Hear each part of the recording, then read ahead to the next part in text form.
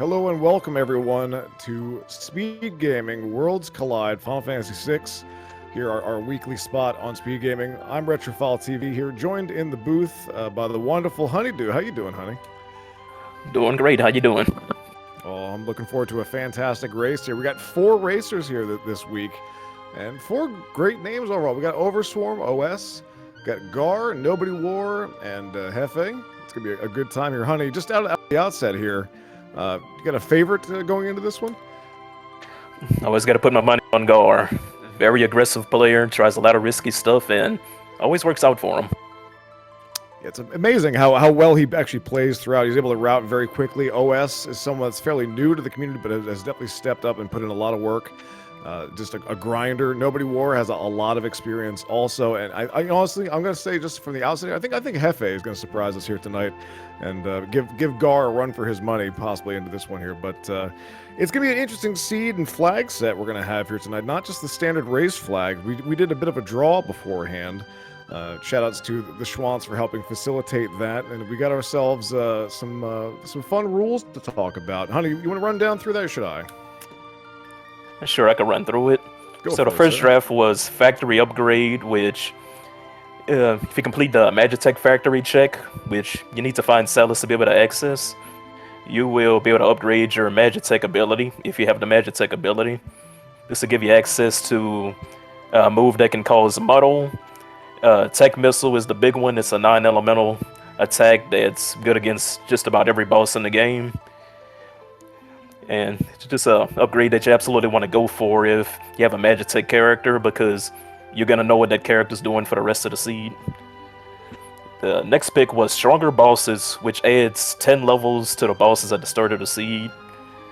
The way the boss scaling normally works is, for every piece of progression that you get, that's either a Magicite, killing a dragon, or finding a character, the boss's level is increased by 2.5. This will put 10 levels right at the start, and it'll give not only increasing the boss's stats, but will give them access to later game abilities much sooner. So it could be one of the scarier cards in this draft. Pick number 3, you start with Umaro. Pick number 4, you start with Swordtech Cyan.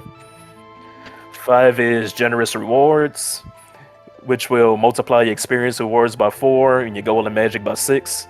I believe in the standard settings, it's ×3 and ×5 for gold and magic points. And pick 6 is a very interesting card. It's Shuffled Statues, Doom, Goddess, and Poltergeist. There are 3 of the hardest bosses in the game, and 3 bosses where you can get in kind of a checkmate situation if you're not fully prepared to deal with them. And throughout the entire run, whenever you're running a Shuffled Statue seed, you're constantly thinking about the fact that your party is going to be split up into different parts during Kefka's Tower. So you wanted to be able to have your solo characters be able to address all 3 of these bosses, because you don't know which one you're going to run into until you're deep into Kefka's Tower. Next up is the Stronger Commands card. It's kind of like a metagamey card where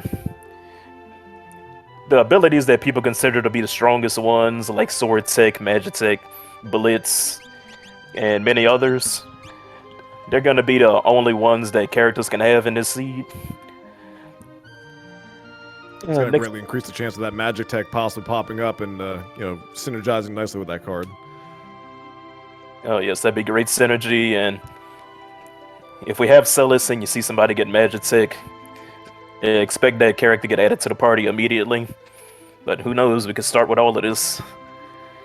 Next up is a very unique card. It's NPC Zapper. You can press the Y button on your controller to remove an NPC sprite. And it may sound mundane at first, but it actually has astronomical effects on the routing that you're going to take. Because when it says NPC, it really means like any NPC. So like if there's an area that's blocked off by a guard standing there, you can remove the guard and do the check out of logic. If there's a locked door, you can remove the door. And anytime this card's in play, you can expect runners to take even more different routes than they normally would. Because about 5 or 6 checks that are normally blocked by the character gating are going to be available from the start of the seed, and you can go at any time you want. The big one being actually Magitech Oh, actually, since you can wire remove the Magitech factory guard, you don't need Celis to do the factory upgrade. Good synergy with those drafts. Looks like that we're away and off here at this point as well, Honeydew. So continue on with the cards as the runners here do their opening looting rounds. I'm going to see if they're going to run off and possibly grab the shield using that NPC zapper possibly. We'll see how they fare in Narsh. Continue on. Luckily, it's just 3 more cards to go through. Next one is Stronger Dragons, same as the boss card. In this randomizer, the dragons are considered different than bosses. So the individual card has to be drafted to get them to plus 10 levels also. And next up is Check Skip, which if they can complete 5 more pieces of progression than what was needed to unlock Final Kefka, which in this seed it would have been 15, but to get the skip they'll have to do 20 checks. This will allow them to skip straight to the statue fights in Kefka's tower, which cuts out about 75% of running through the tower. And it can be a great comeback mechanic if you feel behind. You can go for the skip and catch up. Like, I've seen races won by somebody deciding to put all the eggs into the basket or going for the check and the skip, and were able to pull a great comeback with it. And So final Overswarm- card is... Sorry, Sorry. cut in there. Overswarm going in and grabbing the curse shield right away. It looks like double digits. I didn't see it so quickly there on what the tolls was, but he's just going trying to get that paladin shield. Go ahead. And our final card is Tiered Shops, which it kind of shuffles the way that the shops are gonna work. So some shops you're gonna find like this all complete garbage in it, and other shops are gonna be absolutely amazing. So it's gonna be very suspenseful seeing like each shop check. It could be a absolute seed breaking item in the shop, or you could just get a shop with a bunch of potions. And that's all the cards for the night's draft. Fantastic. Thank you, Honeydew, for running through all of those cards. So we got ourselves a bit of a beefy, Ultras League 3 seed here. No Far Horizon. I know how much you love that card. Did not get picked this time around. Yeah, I expect this seed to move very quickly. Got very powerful characters, powerful commands, a very attainable check skip in the wing. So I know any player is gonna be filled with a lot of anxiety about making any mistake, because in a race setting normally, yeah, you don't want to make any mistakes. But with this flag set, you definitely want to go deathless, fast fights, no mistakes, perfect routing, and the pressure's on for all 4 of these racers. Yeah, considering the level of skill that we have here out on the field, I'm very curious to see how things turn out and what routing we're going to have. Again, we saw OS kind of break away right away into that world of ruin. Narshan picked up a Magicite. He broke into the weapon shop, even without picking the lock to get in there. And it looks like he's doing the monster box in the beginner house. Looks like it's all over already. Going to be doing the Phoenix down on that. Get a free pair of Tiger Fangs. Those sell for a pretty decent amount, pretty penny. We've seen a lot of Narsh looting at this point. Looks like South Figaro is also happening here on Nobody War's side. And we saw some returners hideout checks. So just basically everyone just trying to get their gear here out of the gate. Very curious to see what our first characters will be and if we find anything good. Also checking some shops. We got lots of goodies there. With the generous rewards that we're going to pick up, should be a very quick seed to level up in. Even with the stronger bosses and the stronger dragons and stuff, we've got stronger commands also. There's a lot on the table here, so I definitely think this is going to be a bit of a jet seed. We don't really have any major deterrents on this one here. No permadeath, no pathetic characters, nothing really standing in our way, so off and running, but glad to see that the Yeti and Cyan Sword Tech start on this one. Though I do note that it didn't get pulled, so there's no fast way for Cyan to learn all of his sword techs. The old-fashioned way, he's just got to grind it out. We'll probably see if we can push to that level 7. You think that would be a viable strat there, Honey? Yeah, if one of the races would happen to find an experience egg, I would absolutely put it on the sword tech user. But even without the experience egg, the plus 10 levels added to the bosses and to the dragons is going to mean more experience whenever you take them out. So if you run a very fight-heavy, boss-heavy route, and also send a sword tech user down the right side of Kefka's tower so that they fight additional bosses, it could absolutely see them getting sword tech 7 before the Kefka fight. Yeah, it's like a really good way of looking at it. Very good, Honey. Yeah, I'm thinking that we'll probably end up seeing that Sword Tech 7 get used. Sword Tech is like the Swiss Army knife of skills. You're able to heal. You're able to to retaliate. You're able to do full magic damage, inflict stop. If you have cleave, which I don't think we're gonna have that luxury this time around, unfortunately, able to cut down all the party and instant death. But Quadra Slice ignores defense and puts in some pretty decent hurt at this point. So we'll see if they carry a sign. I mean, maybe they'll swap something out. Maybe we'll find Murder Child with Magitech or Celis with Magitech and get that wonderful upgrade as we're tearing through here. But our opener, we knew two of them. We had Umaro and Cyan, but it looks like we also have Sabin along the way as well. He's got a pretty decent amount of checks. A few clustered ones there in World of Balance we can kind of go into, maybe hit the Imperial Camp, check the Ghost Train, hop off the falls, that sort of thing. So I'm kind of curious to see where this goes, but pretty much par for the course that we're seeing here. A lot of looting. OS did what I would have done and just go check the curse shield right away, but I'm pretty sure that was double digits, so maybe he's a little apprehensive of possibly trying to decurse that at this point, especially if we don't have a ribbon. I haven't had a chance to see all the the loot that we've picked up along the way, since we're trying to keep eyes on all four of our runners at this point. But let's see where they take us and where we go. A lot of usually like the first 10 minutes or so, I'd say, is fairly similar, just checking all the dense treasure chest areas that we have. Now, Honeydew, you mentioned that you can do things out of order with the NPC zapper. You know, that's kind of a nice little tool to have in your toolkit. Is this something that you think would be worth going to, Hype Cave? You go to the Imperial Outpost and pick up those treasures? Can you delete that door and get in there too? Unfortunately, you can't reach the Hype Cave check, but the removal does give you access to Mount Zozo, which will give you another dragon you can fight. It can give you access to the Magitech Factory, which, aside from the Magitech upgrade, one popular move if somebody has a bunch of characters but not so many Magicites, they'll go and do the first 2 checks of Magitech and warp out. Yeah, it's a very long check to go all the way through that, because I think it's 4 bosses the whole way out if you want to try to get out with that, and you can pick up a few things, but quick 2 Magicite grab and go. At that point, we'll see what we end up picking up. So only progression we've seen so far, OS picking up, I believe, possibly Fenrir, if that's what I saw from the weapon shop person. Pretty much no qualms about grabbing that one. Some really great calmness protection that we'll see come into play potentially later on. You mentioned about the Magitech upgrade, and get some nice stuff that you can use.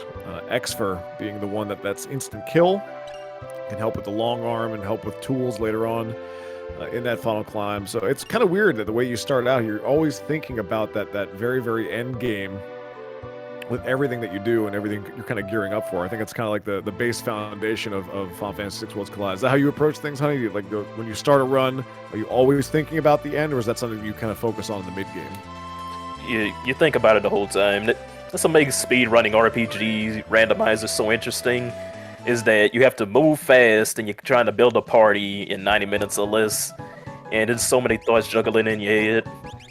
And what makes Final Fantasy VI unique compared to other RPGs is that the final dungeon forces you to split your party. So you might have the most well-oiled machine when it's 4 guys together, but when it's 1 or 2 guys, can they perform as well? And it gets even scarier with shuffled statues, because statues just have such gimmicks that can wall you. That's another reason why it's good to go for Sword 6-7. If you have a Sword 6-7 user, you can beat all 3 of the statues solo. So that character's pretty much solved, and you just gotta worry about how to solve the other 2 statues with the other 3 characters. Some pretty wild stuff there. Very good, very well said. So we saw Gar go to the Coliseum and thumb through the list of items and nope, I'm not seeing anything for free for an upgrade. And look at this. Looks like Hefe's going there too and checking things out. And Overswarm's in our first battle. He's up against 2 Brontaurs, and these are some of the thickest mobs that you could run into early game. He's going to have a lot of HP to shoot through. Looks like Sabin has X magic at his disposal, and it looks like Nobody War just finished up the Crumbling House. It's one of Sabin's checks in World of Ruin of Zen. And it looks like that might be a dead check for that one. Picking up an item on that one. Meanwhile, Gar storming the Imperial Camp, another one of Sabin's checks. Kind of pushing their way through. OS, though, finding the dinosaurs in the basement. I mean, it's pretty wild that we're finding that formation and trying to get those early levels at this point. But pretty free for Nobody War just to walk through there, pick up a couple of treasures in Zen, but you always hate to see dead check And it looks like in the Imperial camp, Gar seeing a merchant. You'll see either an Imperial soldier, a merchant, a ghost, or an imp. And that could potentially be a dead check or a piece of magicite for our troubles. So we'll see what comes out of that at this point. And OS winning, getting some levels across the board here. We'll see how things work out with that. With this flag set, though, I mean, it's basically pedal to the metal that you want to try to complete stuff as quick as possible, but also be mindful of that stronger bosses and stronger dragons to worry about. Kind of curious to see if we get that check skip. There are some areas that are more check dense than others. I think we were talking about before the broadcast started that the Fanatics Tower that Schwanson mentioned, that's effectively 3 potential checks all in one. Going up there, getting the chest. The dragon that's in there, if you want to go, full ham on that check, you're building toward that. This is 6 characters, 9 pieces of magicite. It's kind of the base difficulty that we have. So add +5. So we're looking to complete 20 checks to unlock that. We'll see a notification if that should happen. But at this point, knowing that skip is available, honey, would you route things differently, or would you kind of go for those denser checks, or you just kind of follow and just look for the speedy checks as best as possible and just slug through Kefka Tower as normal? Well, luckily for the runners, the first check that a lot of them did, which is locks the weapon shop in a World of Ruin Norwich, that counts as one of the checks. What I go for in general is mainly I'm just trying to get my Kefka's Tower unlocked, and maybe when I'm about like 5 and 8 or 6 and 7, I'll start thinking, is the check viable now or is it not? So I'd have to kind of make that call on the fly. You never know how many dead checks you're gonna get. Think if I just luck out and I get no dead checks along the way and everything just runs completely smoothly, I'm going into Kefka's Tower with the normal route. So we got some nasty stuff going on here. OS was in World of Balance Zen and talked to the thief peeking out in the corner back there. He's looking for 59,000. We have a wipe for Hefe there, finding a really, really nasty formation at the Doma defense, or the Doma assault, or sorry, Doma siege, that's the term that we're looking for. And Gar is facing a steroidite at the Imperial camp, so pretty beefy. And it looks like Saban's got condemned on him at this point, so pretty wild. And it looks like Hefe's going to join Gar there as well. So curious to see what's going to happen now. Yeah, I think I would have to put Overswarm in the... I guess Gar would technically be in the lead, but Overswarm finding that dinosaur encounter and getting through it very quickly was a very nice way to get himself momentum. He went from level 3 to level 11 in one single grind fight. And I believe at level 11, he's strong enough to take his first boss. Looks like a piece of magicite for Gar's trouble. So we're tied up here with OS. OS kind of scoffed at the price that the thief was asking for. Good news is we can check that in the World of Ruin and potentially get a better deal for that one at this point. Master Pug, look at this, a little high five between Hefe and Gar on the stream here. And countering with Step Mine against the Yeti. All he drops is a Gradius. Yeah, we're going to Smoke Bomb out of there. Both of them are out of there basically in tandem. Look at this! Look at this sync! That was very nice. Unfortunately, Gar had already completed the check, so he's out of there. And Hefe's on his way. We'll see if he runs into a steroidite also, but that was just pretty cool to see line up. Yeah, one thing interesting about fixing counter checks is you don't necessarily... There's a pool of encounters that you can pull from, but yeah, you won't always get the same thing as the other players. Like, for instance, he's getting his PM Stalkers. He could get 3 groups of PM Stalkers. Could get 3 groups of Steroidites. You don't know what you're going to get until you see it, and it's pulling from a pool. It would be best if he didn't run into the Steroidite. Very high experience fight, but it's basically a boss battle, what I'd be called a boss battle. It's going to be a time sink to fight it. Looks like Gar actually, so I think Hefe wanted to fight one of the alternate fights at Doma Siege, because I was watching Gar go right there, and we are currently seeing Haidon is there presently. So that's the one we're going to have to deal with at this point. Let's see if Hefe is able to get through this. I think we're all holding our breath after the most recent, and Gar taking the reset. I think we're all holding our breath after seeing that clip that happened to Metis last time, where the final check turned out to be that the Madam and the ninjas of the coverts, and just basically his entire party just got wiped from throw after throw after throw, and then that wump just kind of took him down. Unfortunately, Steroidite here on Hefe's side, and Yeti was able to get away. So this is a free win regardless what happens from here on out.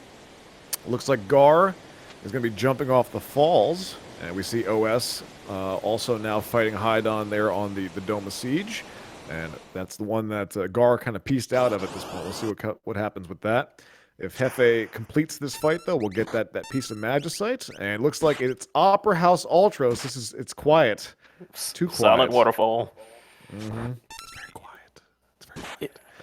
But just beating up on the octopus. Just don't tease the octopus, kids.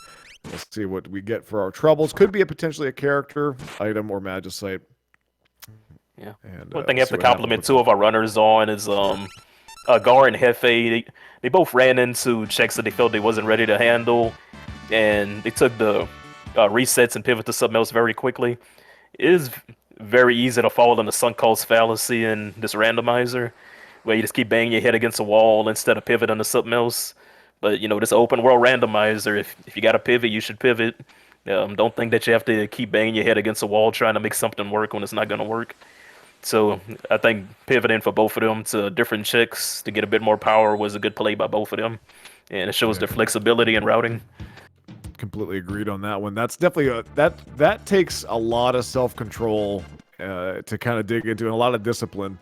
Because, I mean, you definitely want to dig in, like, oh, I want to see what this is. But, being able to, like, look at it and think, well, I have other options. I can go elsewhere. And speaking of going elsewhere, we see Nobody War now in the apartment Mountain Zozo. Opted not to pay for the Rust Aid or the Rust Away. And was able to use that NPC Zapper to their advantage. And just, break in and get through the door. We now see Gar going on to the Phantom Train, see what they get. I didn't see what they got at the bottom of the falls, unfortunately. So I'll go double check and see what they've got. But looks like they got Marvel shoes. Oh, they got a sweet pair of kicks. Man, I love the Marvel shoes. It's the most underappreciated, underused, best relic in the game. But we all love our earrings. And Nobody War has a full party. We finally got our fourth, it looks like. So. See what they have in tow. Yeah, hey, here's another sword tech user. Yeah, that's Go-Go. So Go-Go and Umaro, the Misfits, just kind of hanging out doing their thing.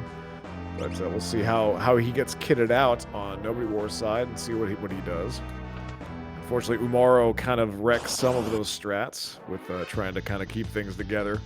He's got a bad habit of attacking and ruining things and setting things up. But we'll see what happens. Looks like Hefe in Doma Castle doing some looting is going to take a nap inside of this haunted castle and heading into Cyan's Soul. Let's see what's going on with that one. At this point, we're going to fight the Three Stooges. I like this check. I like Cyan's Nightmare a lot. I think you get a lot of rewards for very little effort, and it doesn't take that much time. And this is also going toward the checks. I mean, this is a multi-tiered check, so if we're going for that check skip, this is definitely a good move, I think, honey. Yeah, it's a very dense check, and I've had so many runs where it just feels like, this run has no momentum, it's feeling sluggish, I don't know how to get back on the rails, and I do Doma Dream, and everything just works out. Like, just definitely one of the most powerful checks in the game. The first check can be either an item or a Magicite. Second check can be item, Magicite, or character. And then at the end of it, you can examine the throne once you're out of the dream for another shot at an item or a Magicite. So you could be leaving with 3 pieces of progression. But most importantly, yes, they will be leaving with 3 checks. So that'll be contributing heavily towards the check skip. Right you are, honey. We see Gar doing some looting on the Phantom Train. It looks like Hefe having some trouble, though, with some Funbaba action here as the first boss into it. Yeah, go steroid into Funbaba. There's thick enemies everywhere you go. Speaking of thick enemies, Gar is beginning a Katana Soul fight, which it's a fight that has deceptively high amount of HP. Sometimes I feel like you're beating on him for all day. Yeah, but also, surprisingly, if you have the ability to turn him around, man, if you can make him muddle, but it's usually a pretty free fight. Otherwise, you're in for a bit of a slog, and he can throw down some major stuff. Just instant kill right there against Saban. Good night, taking a little bit of a nap. You can expect to see a couple of Slayer Edges this fight. Whenever you use the fight command on him over and over, that's when he'll counterattack with Slayer Edge. And the fight command is the primary offense right now, but Gar is going to be feeling great that he was able to win this fight because he has a Valiant Knife Saban, so he's going to have Offering Valiant Knife on the table. And being the first runner to find this Offering Valiant Knife, possibly even only racer to find it if nobody else comes here, is going to be a massive gain. It's probably the best weapon relic combo in the entire game. It looks like OS opting to go to the falls right away at this point, and Hefe taking the reset will not be getting past Funbaba, unfortunately. So yeah, Gar is going to be hitting the ground running pretty quickly with that Offering Valiant Knife, which it can slap surprisingly well very early on with ignoring the defense. And also, if memory serves here, honey, the Offering typically causes a penalty. Half damage penalty, but I don't think that affects Valiant Knife at all. It definitely won't affect the HP portion of the damage, so that's why it pairs this very, very well with the Offering. Like, you're barely gonna notice the difference between an Offering VK user and a normal VK user. Yeah, we got simultaneously Ultros fights going on right now. We got OS at the falls. He's about to pick up his pair of Marvel shoes from that. And looks like Hefe going to ride the train and ride it. And he's going to find the same things that Gar potentially has. You know, he's going to run into Katana Soul, see how he handles it. Mr. Chupan on Gar's side. We'll see how he gets through that. Apparently the Yeti's just going to swing. Oh, here we go. Yeah, we got the VK and the Offering already up and running on Saban at this point. Not doing tons and tons of damage. At least he can start swinging a little bit. Yeah, I believe Saban may be in the back row right now because of the back attack nature of this boss battle. Yeah, that does affect the damage if you're in the back row for that. For anything that's not a long distance weapon or classified as such, you're going to get that half damage penalty on top of it. So we'll see that increase. OS getting through, going to be getting that pair of Marvel shoes. And there's the sneeze, and we are out of there for Gar. Yeah, I believe I call it a little bit unconventional to go Phantom Train this early, but the two players that did it are going to be hugely rewarded. So good on them. That is going to be a huge boost, and it helps figure out the end game for this potentially very difficult Kefka's Tower with the shuffled statues. Just like how I said, Sword Tech 7 you guaranteed to be able to solo any one of the three statues. An Offering VK user guaranteed to be able to solo any one of the three statues. So their end game's just about figured out. Pretty crazy to think, and you could possibly juggle that stuff around as needed if you run into anything really, really bad. I mean, obviously the save points are there, but it's kind of both a kindness and also kind of difficult that you're going to have those statues there. At least you won't run into them out in the wild, but something to keep in the back of the mind. And Hefe finds fixed dice in a caboose checking at the dining cart. I don't know if Gar got the fixed dice. But fixed dice, another item you can pair with the Offering and be able to solo any boss in the game. So these two runners looking very strong for Kefka's Tower. And one thing that I noticed Overswarm had earlier, he was able to find a +2 magic Esper, which will give him a +2 magic boost every time he levels. And that is absolutely great to find early on because basically you can make any character into an endgame mage, no matter how bad the starting magic is. If you're like in the low teens and you find a +2 magic Esper, yeah, you're going to be able to make an extremely potent in-game mage. Also, the Offering fixed dice potential combo, that'll get you out of some pretty bad jams if you're under-geared for it. Oh, look at this. Nobody wore taking the reset on that. Looks like ran the gold Dargon and thrown down with some plasma from what I saw there. Crumbling House in Zen for Overswarm, and looks like Gar has decided to go and tangle with Funbaba. We see Katana Soul on Hefe's side. Looks like he's making pretty good progress on that. We'll see how things go. But Funbaba even giving Gar a bit of trouble here. And I say that in crack boom finally, but Saban's taking a nap. but able to push through that. So we'll see how that one shapes up and what we end up actually getting for the first part of the check. And that reward is a red cap. Some may say best in slot. Oh, actually, I'm looking at the wrong stream now. My apologies. I'm a little behind. Looks like red cap could be best in slot there. Yeah, red cap like very potent on Valiant Knife users, so yeah, you never want to see a dead check, but you know, for a dead check helmet, it's pretty okay. Katana sold down on Hefe's side, getting that offering or master scroll. And Gar seeing an imp jumping around on the train there. So again, potentially Magicite or an item, but we'll see what we're piecing together. So a couple of dead checks we've run into here and there. Yeah, Gar's been on the search for the fourth party member for quite a while. We'll see if he decides to pivot to Mount Zozo after this. Because as we know, Gogo is there, and that could be the key to unlocking the seed. Yeah, at the moment, we haven't seen a viable alternate path yet. So it could be like hard Gogo locked. Yeah, we would have to see what the rest of Saban's checks are.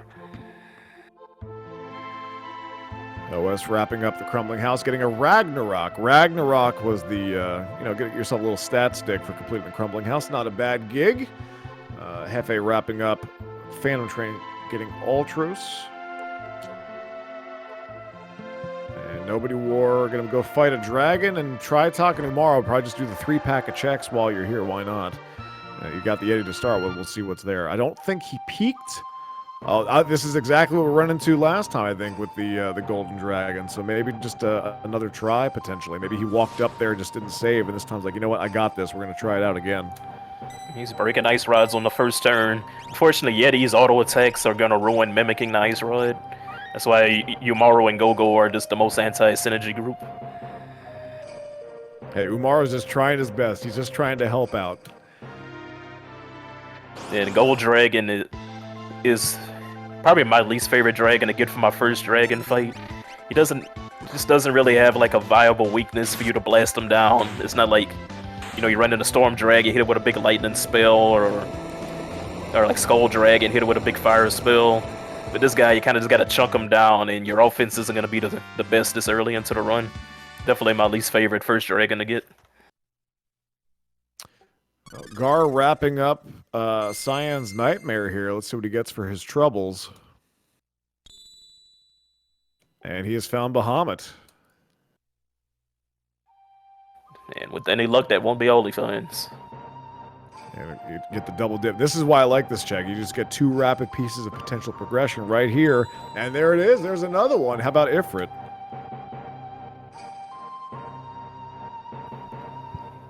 Yeah, this Doma Dream, it did pay off. Wasn't 3 progressions, but 2 out of 3, you'll take that. That's at least average luck. Yeah, not bad at all. And getting some nice experience along the way from fighting the bosses, and not too bad.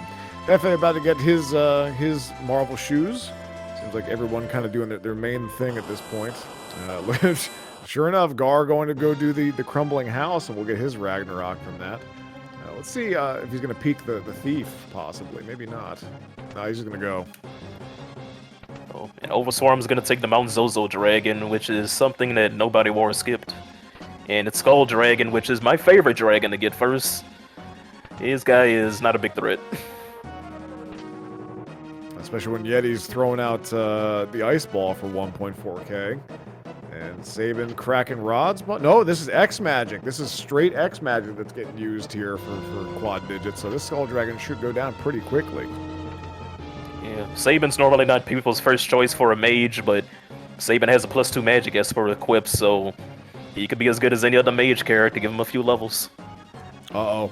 Yeti's confused and starting to swing. And looks like Guardian is at Tri-Talk, as we see on Nobody War's side. And Skull Dragon down for OS. Yeah, that's another check under his belt, and get to see what high tier item he gets, alongside with a boatload of experience and magic points. Oh, and a muscle belt for his VK user. Red cap. And we're getting our first look at the Vargas check. This will answer whether this seed is go-go locked or not, depending on what the reward for this Vargas check is. If it's a character, that'll be a branching path. If not, then every runner is basically just, yeah, they gotta be railroaded into Mount Zozo at some point to be able to progress. Nobody War grabbing a piece of Magicite as OS is grabbing Go-Go off there, and looks like Hefe stopped on the mountains to play a crane game. Probably the first nice boss we've seen so far. You know, you would think the early game bosses wouldn't be as bad since you can't run into any of the 3 statues since they're in Kefka's tower, but so far this seed has been throwing like some very late World of Ruin bosses between Hiding and the Hiding Knights and Funbaba, but Cranes is a pretty nice boss to get in. Looks like that was not a character at Vargas, so unless there's a character at Kefka at Norwich, which I doubt any player is going to check, yeah, the road to get to the second half of the seed is going to be Mount Zozo. Look like picking up a piece of Magicite for Hefe's side. I see 2 on his tracker. We'll update that accordingly. Very good. All right. So climbing through Mount Zozo on Gar's side. Yeah, we'll see if Gar takes the dragon fight or not. It would be in his best interest too, because out of 8 dragons, that is the best one to fight. He won't know that until he sees it, so yeah, looks like he's going for it. Yeah, he's lining up for that one, looking good. And down on Nobody War's side, we are in Umaro Cave. We'll see what's sitting there as Gar tangles with the Skull Dragon. And that is an item at Umaro. Yeah, unfortunately just a Genji shield, so he may take the fight just for the check skip. Well, we'll see. Ooh, that's a kind of annoying fight to deal with, though. We'll see. He's got some ice magic potentially in tow. We'll see. Yeti hitting the right target. Yeah, I was just saying how the game keeps throwing late game World of Ruin bosses at him. Here's another one. Well, you know at least 3 of the 5 they're going to be in the tower when you get there, so hopefully the other 2 are kind. Gold Dragon for OS. Yeah, Nobody Wars. He's been heavily relying on breaking rods, and it's been working out great for him. He's been able to get through these bosses in like less than 30 seconds. Like, rods are extremely expensive, and you know, it's kind of painful to, you know, break them and lose the item forever. But they can make absolutely short work out of some boss fights that can really drag on. Get yourself a huge boost on your opponents that were too stingy with their money to buy rods, or weren't lucky enough not to find them. Speaking of drag on, Gar taking care of Skull Dragon, and OS working his way through the Gold Dragon potentially. I like the waiting through the animations here, doing a good wait trick, just hanging out. Honey, I mean, maybe you can explain it better than I could here. So what is OS doing there? Well, he's just watching animations while holding on to that Ice 2 on his screen. Why would he not put in all of the commands at once? Well, this game uses a system called Active Time Battle, where you see that progress bar filling up to the right for your character's turn. You can't see the enemies, but the enemies is working exactly like yours is. So anytime your progress bar is frozen, the enemy's progress bar is frozen. So sometimes what players will do is they'll queue up a few attacks, and with their last character, they'll go into either the item menu or the magic menu to freeze the timer. And throughout the course of a fight that goes on a while, you'll be able to squeeze out extra turns against the boss. And it can make some fights that either wouldn't have been possible or would have been significantly more difficult be a lot more manageable. It's it shows that, like, you know, even though this is like a menu-based RPG, there's like a lot of execution that goes into the fights, and you can see more experienced players have not as much trouble with players through utilizing a wait trick. Well said. Well put. Thank you for that. Yeah, kind of some things that you have to be aware of what you're doing and what's happening here. But otherwise, just, you know, you want to think, oh, I'm going to put the commands as quick as possible. I want them to execute right away. That's kind of the move. While we're talking here, Nobody War going down into the Zone Eater's belly. This is a go-go trick, getting tagged at the very last second. Honestly, these guys on the bridges, they are the worst. They are absolute worst, especially the second one. Hey, we have found an experience egg, however, in the Zone Eater belly. Nice little piece of treasure that could be missed under normal circumstances. That could possibly help swing the pendulum a bit more into Nobody Wars court. Did you see who he equipped the egg on? I thought he was going to put it on Cyan, but he didn't. It looks like he thought about it for a smidge there. He's going to be doing his second round. I don't know who's got it presently, but we saw him peeking. Oh, ballsy play there, just trying to hop over while he was there immediately. He was just hoping for the best there, but did not work out to be the case. Hefe in Cyan's Nightmare was able to get through Funbaba, getting that red cap for free. And looks like Gar, so I will note this, a difference right away, the way that Gar and Nobody War tackled this. Gar actually swapped his characters out for a single character, which is a faster way to get pulled in by the zone. You just have to engulf one, whereas for Nobody War, for them to get into this point, they had to have the entire party eaten, which takes some time there. Yeah, a little bit of optimization that could lead to some time save. Very curious to see what's at the end of this go-go check, because this is really going to be what opens up the seed, and we're going to see how the second half plays off. I say second half, I mean that average time for an overworld session between 50 minutes to like an hour and 10 minutes, and it's a realm with shock and 42 starting magic, oh, which is pretty boy. good. Oh, man. And our base racing flag set, which is Ultros League 3, shock is ability that doesn't appear in the base rule set. However, we drafted the stronger commands card, so that puts shock on the table. And arguably, Realm is the best shock user because of our base magic set. Yeah, that's gonna crush and carry for a while. We'll definitely see that used quite a bit. So Gar will potentially be very happy to pick that up. We'll see who he swaps out for that one, if he gets rid of our Yeti friend in favor of that. And I'm curious, and I don't remember this off the top of my head here, Ani. Are you able to attach shock to Go-Go or only mimic it? Yeah, you can only mimic it, unfortunately. That's what I thought. But that could still be a good strategy. But looking like Nobody War is opting to kick Go-Go out and proceed with the Yeti. I think he's going to find the Yeti because they found that Blizzard Orb early on, and he's been actually the mage of the party. Until Saban catches up with the things he learns from Magicite. But yeah, Yeti's been the main magic damage for the first half of this seed with the Blizzard Orb. And looks like I expect Yeti to get replaced whenever Nobody 4 finds his 6th character.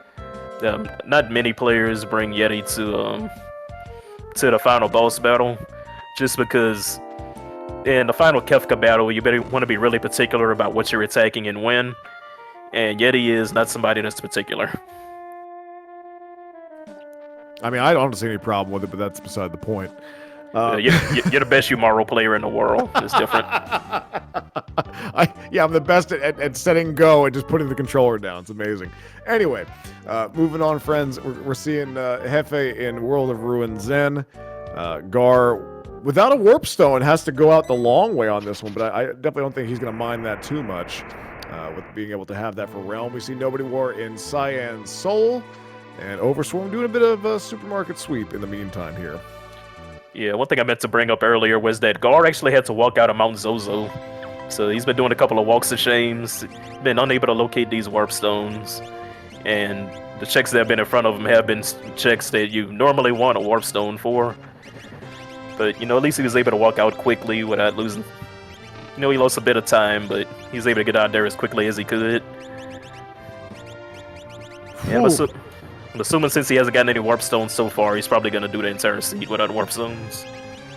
Yeah, that sounds about right. By the way, just a quick initial peek on Nobody War's side. Funbaba taking about 2,000 damage from Realm Shock out of the gate there, so some pretty decent damage. Just hopped on the team, starting to put in some pretty decent work. Yeah, if this game had a tier list, Realm would be S tier. Absolutely meta character. And I think almost nobody played with her on vanilla, but in Randomizer, anytime you get Realm on your team, you're gonna have a big grin on your face, I guarantee. Yeah, it's the wonderful murder child, as she's been nicknamed because of her high damage and the fact that magic power is so ridiculously broken in this game. And Funbaba down on Nobody Wars side. Pretty clean execution and a little high five here with Overswarm getting in there. Yeti throwing out the Ice Hadouken and getting 1.7 damage, 1.7k. And it looks like about similar damage from the Valiant Knife Go-Go he's got perched in the front there. So we got some sword tech going on. We got X magic, some fun stuff. Gar climbing the mountain, gonna go play some cranes. Oh no, I'm sorry, this is actually Mount Zozo. No, I'm sorry, Esper Mountain. This is a realm check. So hard pivot in this one. We haven't seen what this one's gonna grab for us. It's Welk. Well, finally an easy boss. You can relax for a second. But yeah, the if my memory of the checks is correct, it means that the next character either has to be in Ozer's Mansion or Kefka Narsh. So we're gonna see which one of those that is soon. Assuming Gar hits to one of those instead of backtracking to his older character's chicks. One common strategy, if you're looking for characters, is to whichever character that you recruited last, you do those characters' checks, because seeds tend to be more vertical progression than horizontal progression. Usually, a new character will lead to a new character. It's not guaranteed, mind you, but typically in most seeds, that's how it'll work. So, since he's only one character away from the character portion of the Go mode, he might backtrack and do some of his older character's checks to catch up on the Magicites. Or he might just go to Ozer's and go ahead and pick up the 6th guy. And we see what he decides to do as he's leaving Esper Mountain right now. And seems like he might be hunting for Magicites, because I think he has a pretty strong feel into the 6 characters at Realm, and he might not be ready for that 6th character yet. Very possible. Nobody War grabbing that red cap, getting out of that Funbaba fight. We'll have the tunnel armor to tangle with to finish things up here. We'll get some more progression out of that from what we've seen. Overswarm wrapping up Cyan's Nightmare, trying to get caught up. Nobody War. I find this strange. This is just a weird observation. Tenting up inside a room with 4 beds. It's kind of counterintuitive, but you can't sleep in them. I don't know, just an odd image in a Final Fantasy game, if you look at it that way. Gar up on Mount Colts now, going to be getting up to that crane game. I can't recall what the progression was for that, if there was any. Skull Dragon on Hefe's side, I think he had to take a reset possibly to go fight him again. We'll see how that goes on his side. Tunnel Armor should be a pretty quick kill, and yes, was very much so for Nobody War, taking care of that, getting out of Cyan's Dream.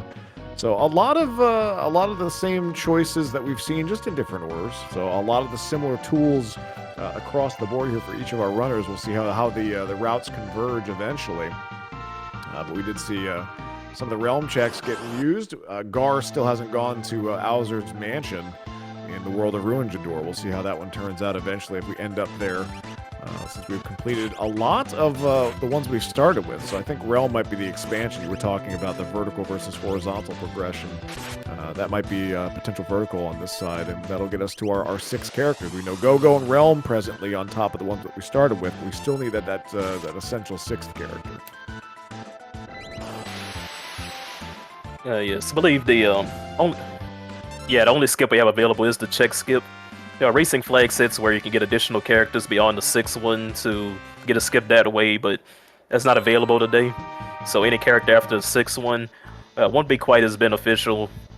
It'll just raise the scaling of the enemies, and in general, you kind of want to finish with a clean 6 characters, 9 Espers, but that's not always how it's going to work out. And with a seed that's been so dead check heavy at the beginning, in order to get to those 9 Magicites, it might require more than 6 characters. But we'll know for sure once we see the 6th character.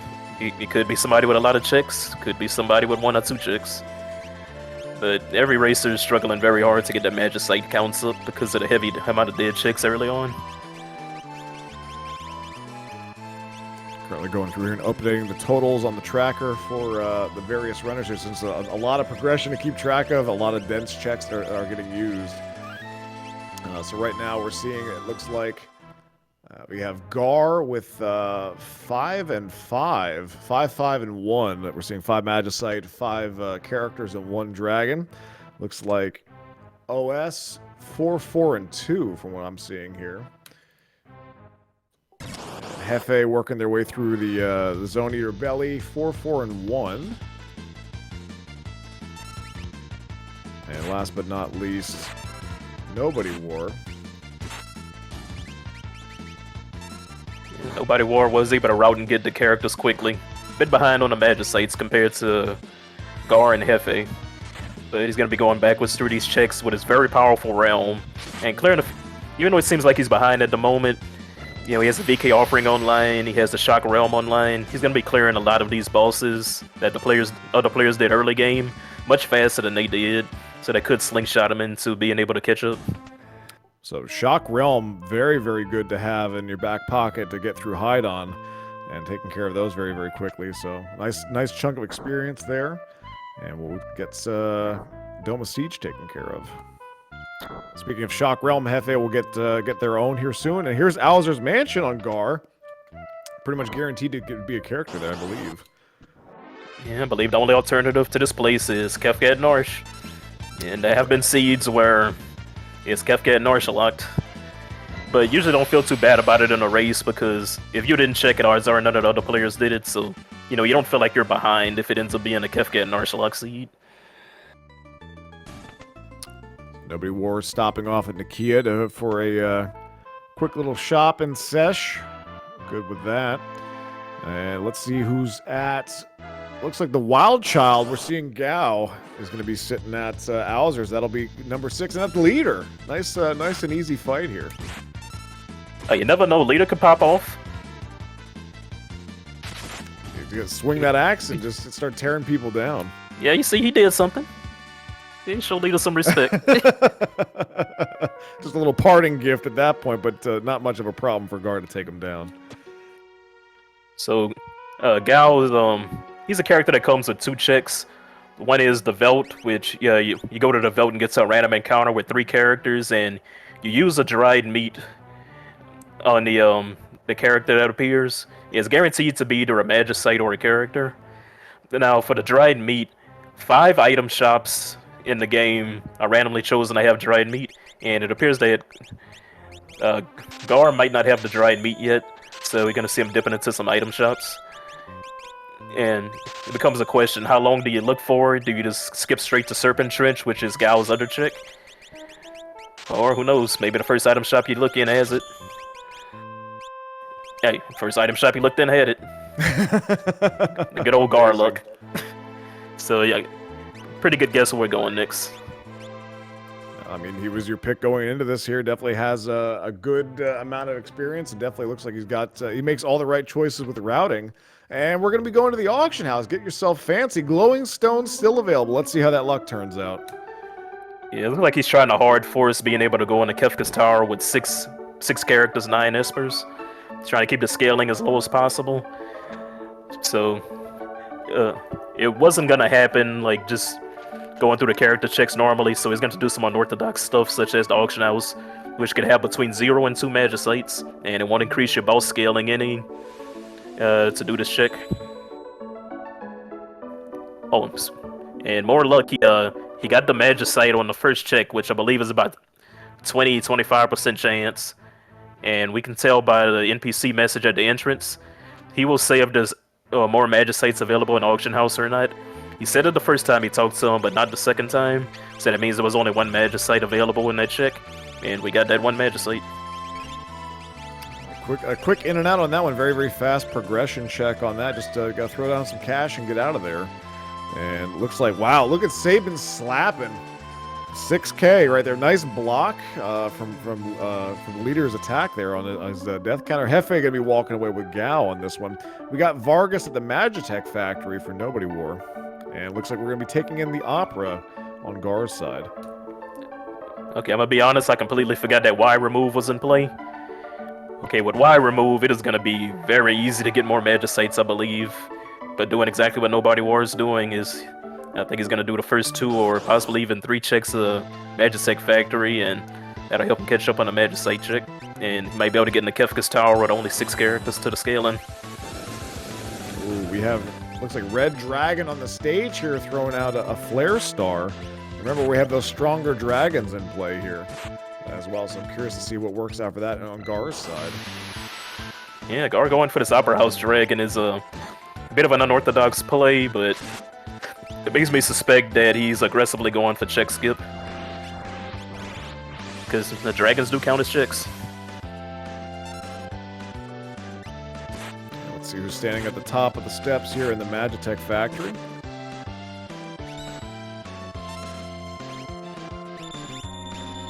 OS fighting Welk. Nobody War gearing up. And there is a 7th character on Hefe's screen. Oh, that's Shadow. Just, he'll join us for just some beef jerky. Just throw him Jack Links and he's good to go. Who knew he was a mercenary for that? We got Diet Magimaster on Nobody War's side. So is this even randomized? Say it with me, folks. Is this even? Yeah, I think Hefe has the most interesting options out of all the racers at the moment. It appears that Nobody War and Gar is like aggressively hunting Magicites. Hefe's is going through the character's normal checks, and Shadow can be a time-consuming character to get through. He unlocks the Floating Continent, which is a very time-consuming check, but could possibly have 3 pieces of aggression, at least 2 guaranteed. He does come with a free check, and also the Veld Cave check, which he's already at the Veld Cave, so we'll see if he checks that one, or if he decides to go to an older character's checks, or if he goes straight to Floating Continent. There's so many directions he could go right now, and in his position, I'm not sure what I choose. Having so many options suddenly open up. Here comes the Veld Cave for Hefe after picking up Shadow. And Nobody War getting a piece of Magicite for their trouble after taking down, numbers. Hefe also adding Shadow to the party, so I suspect that's who he's taking to Kefka's Tower all the way. Picking up the characters late in the run. OS also riding the train, grabbing a free Ragnarok here. Gonna be stopping by the shop. Yeah, there's fixed dice and offering here waiting for him, depending on how much he decides to loot. I believe from what I've watched from him in the past, he generally checks that chest in the back of the train, the one that has the fixed dice. So I think it'd be a bit uncharacteristic for him to skip it, just based on his past playing. And he has an Illumina that nobody can wear. That is heartbreaking. So he's gonna put the Ragnarok on Realm. So Gar pushing dragons though, man. I guess he is aggressively going for the check skip. At first I was kind of maybe about it, but now I see what he's doing. It's kind of a double-edged sword. You go for those checks. You spend a little bit of time, but you also get some nice experience along the way, and then you can go right to statues. Don't have to worry about walking through. So maybe it's the right play. Yeah, he's not afraid of the statues. He's too strong.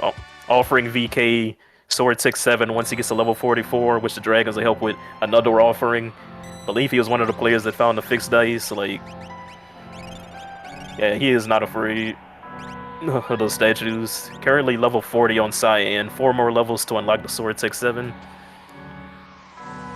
And Umaro is going to be standing here. We got the mirror match. Umaro is going to be sitting at the end of the minecart ride. We still have one more boss to get out of here clean, though. However, so we'll see what our final gift is at the Magitech factory. Bahamut coming in to say hello, dropping some Mega Flare for 4.7k. You can always tell them more experienced runners whenever they actually use their summons. It took me a very long time to start using summons, and they're very underrated. And to get you through some boss battles very quickly. Up to Sword Tech 6, I saw Gar throwing down a stunner from Gogo there. Very nice. And Overswarm skipping the Katana Soul Chest.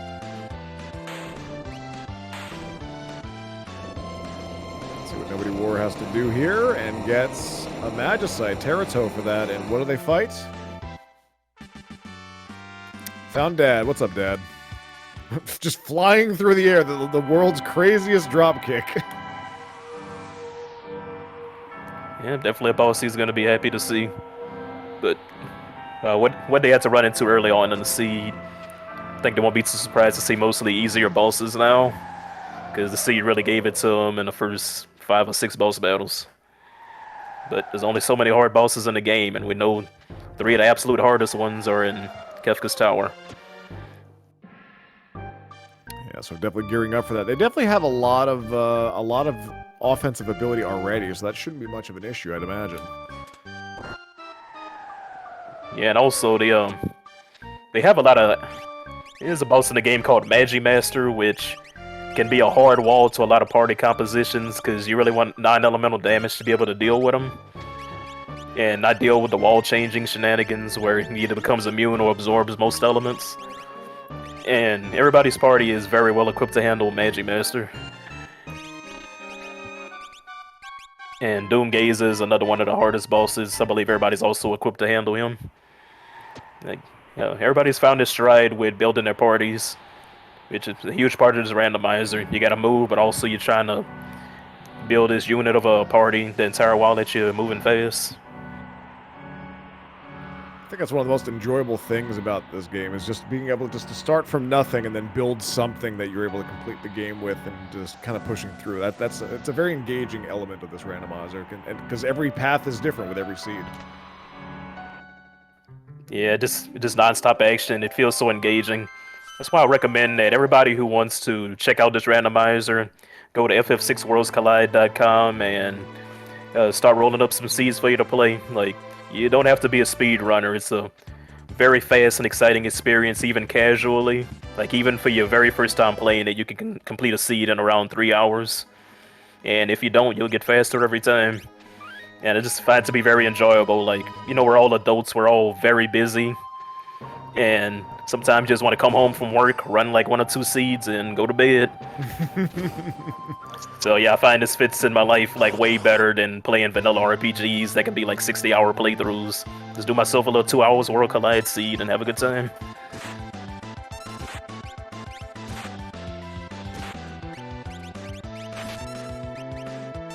Okay, so just checking in with our runners here. OS playing the crane game up on the mountain. Gar procking a flare off a Ragnarok, no less, off of the Ragnarok on Haidon from Cyan. Very good. And looks like Nobody War gonna be climbing up Mount Colts as well. Let's see where Hefe is heading off to now. Looks like heading back. I think he was here earlier potentially. Hefe and Gar having rematches against Haidon. Yeah, it's just coming back with revenge. Like, hey, we got the party all built up. And I brought the crew back. Like, oh no, we growing up now. You can't pick on us anymore. Yeah, I'm looking at Gar's screen right now. There's no hide knights whatsoever. Crack boom, making it look easy. Ooh, I think I just saw a magic power +2 Esper that OS had in his inventory. I didn't see all the bonuses that the Espers have had. Just flipping around looking at the different folks here. But if you can park that on Realm and keep pushing her up, that shock will do more and more damage as we go. And clearly can be abused as we go. Yeah. Definitely most runners' absolute favorite Esper to get is magic power +2 bonus one. Because magic is so potent in this game, and it's tied to so many of the abilities. Especially, even when you're not playing the stronger commands, flag set, magic is just tied to so many things that are incredibly viable late game.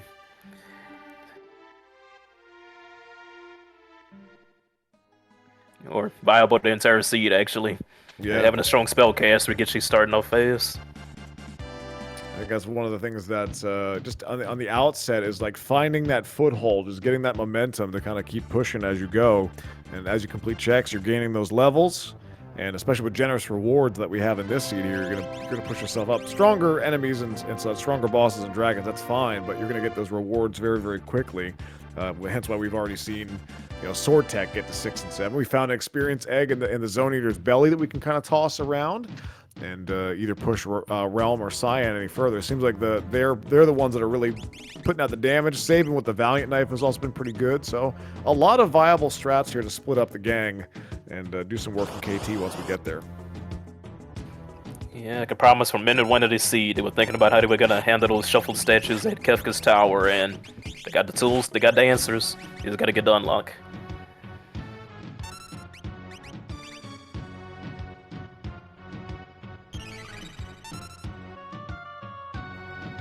Yeah, we see Gar picking up Shadow, and I believe that Cave on the Veldt leads to a Magicite.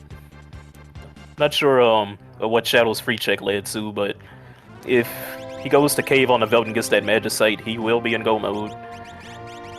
I'm unsure how many checks he's done, if he has check skip available or not, But at the very least, Kefka's tower is right around the corner for him. Oh wow, Kefka and Narsh did have a character. With how narrow the seed was, I was thinking it might. So we have Edgar at Kefka at Narsh, and I suspect Nobody War is going to be the only player to find Edgar.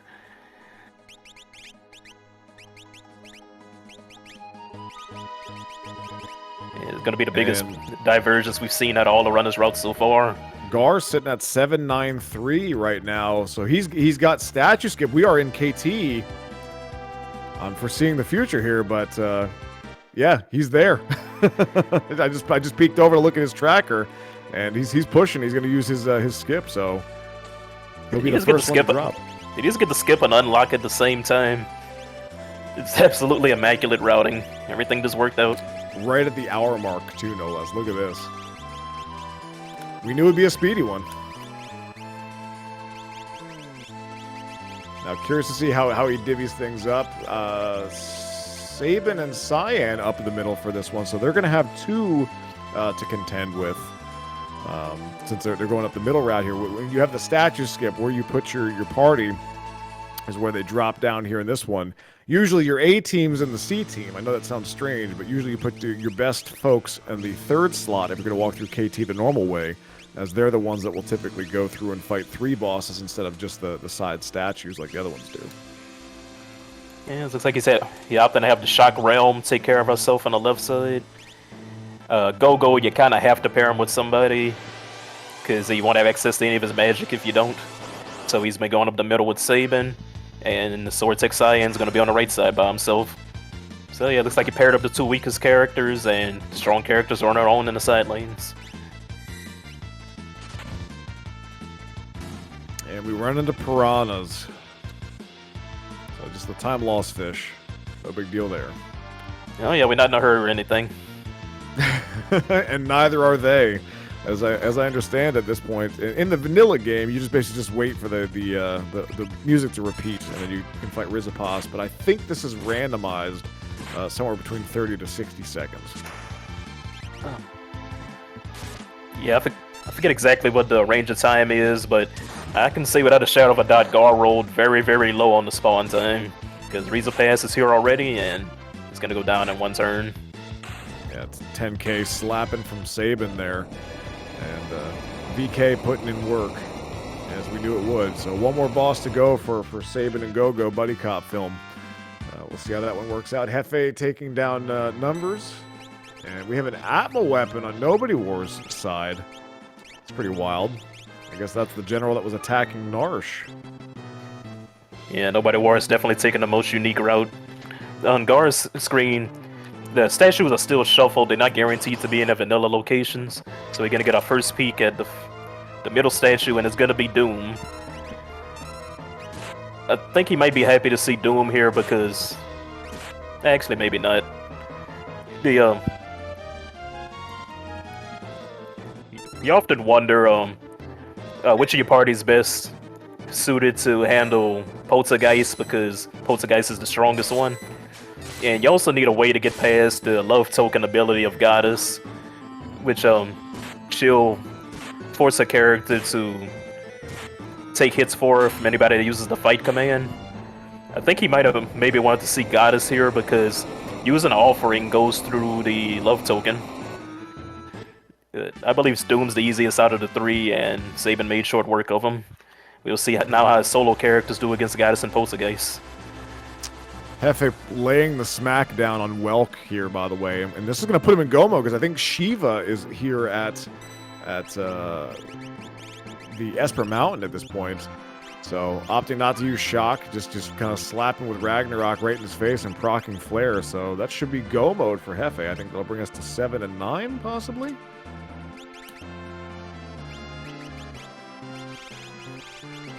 Yeah, okay.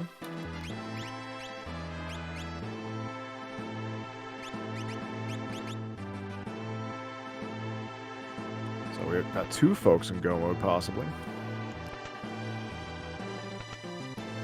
Let's see, and Cyan's coming up on his solo fight. Yeah, this is probably what I'd want. I'd want to fight Poltergeist with a sword tech person. So it could still be a very dangerous fight. Hopefully he's able to take Poltergeist down before he's able to do anything tricky. At this level of scale and with the plus 10 added to the boss levels, Poltergeist can have access to abilities like Ultima, Goner, Merton, and I'm not sure if Cyan has any Merton protection on him. Single target shrapnel can also slap. And ooh, as we just saw right there, goodness gracious. Yeah, there's gonna be a glass cannon war. Southern Cross coming out. Yeah, we'll see if he has any resist gear on.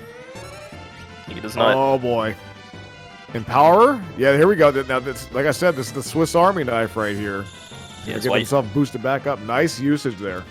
Yeah, this is why you wanted. Oh my goodness. Oh boy, Spicy Chicken came to play. The no charge up Goner. Immediately queuing up another sword tech 5 because he knew either he was dead or he was gonna be nearly dead. He knew. You keep queuing it up right away. Didn't wait to see what the numbers were. Incredible. Yeah, you knew it was gonna hurt anyway. My goodness. Yeah, very well played by Gar. This is how you handle a solo fight. Some people might have panicked and tried to get the quick kill, but he took the time to heal himself and sacrificed the time and got the job done. He's through Poltergeist, the scariest statue in my opinion. Sometimes you gotta go slow to go fast. The only time that Poltergeist is not scary, and actually I thought about this now, I'm surprised he didn't throw down Stunner on him. And you can stop Poltergeist. So that's something that he had in his pocket. It's not a guarantee, but it's something you can do to just neuter what he's able to do, and then kind of slap him down from there. Yeah, he was able to take Poltergeist out with aside from the Sword Tech 5s, doing 3 Sword Tech 7s. Usually the statue bosses, they'll hover around between like 30,000 to 35,000 HP when you get at them to about this point in the randomizer. So with him doing 11k damage Sword Techs, I think he was just trying to get the 3 Sword Tech 7s in as soon as possible instead of going for the stunner stop. It was risky, but yeah, he was able to get through it. And Realm Shock ability is going to be able to cleanly get through the Love Token even if she gets charmed. But we'll see how she can handle the counter attacks. Yeah, single target Bolt's Edge, taking her down to about 20% life. Yeah, Goddess is gonna counter attack, I believe, around 33% of the time she gets attacked. Either way, it feels pretty often. Yeah, 33% of the time, it's 100% of the time at this point. Wow, that Gigavolt though, 2k damage on Realm, goodness gracious. Yeah, this is why sometimes the extra character, Realm goes down, the extra character that you bring in, that most of their job is just to hold a mogul charm for you, but they can actually make a huge difference in the battles. But unfortunately, Shadow wasn't able to get the natural magic life too often time. I respect Nobody War trying to look through the rages in the meantime while mimicking an Ice Rod there. Unfortunately, Go-Go taking a nap. Oh, are we about to have 3 goddess fights going on at the same time? It's very possible. Yeah, look at this. Well. Oh, wait, oh, Gar has to do the Poltergeist fight again. Oh. Oh, no. He didn't save after the fight. Oh, goodness, yeah. But he is doing a stunner strategy this time for safety. There we go. It does not seem like he's acting too much. It looks like he opened with stop. Oh, here we go. Blaster, dead. So he's not stunned.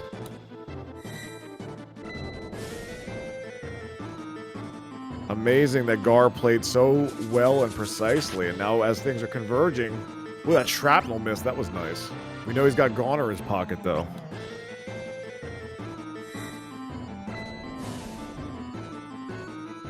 Yeah, just fishing for that stopped proc.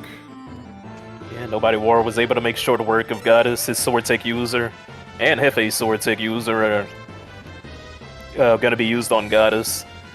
So, they'll get through the Goddess fight relatively safely, but remains to be seen how they're going to do against Poltergeist.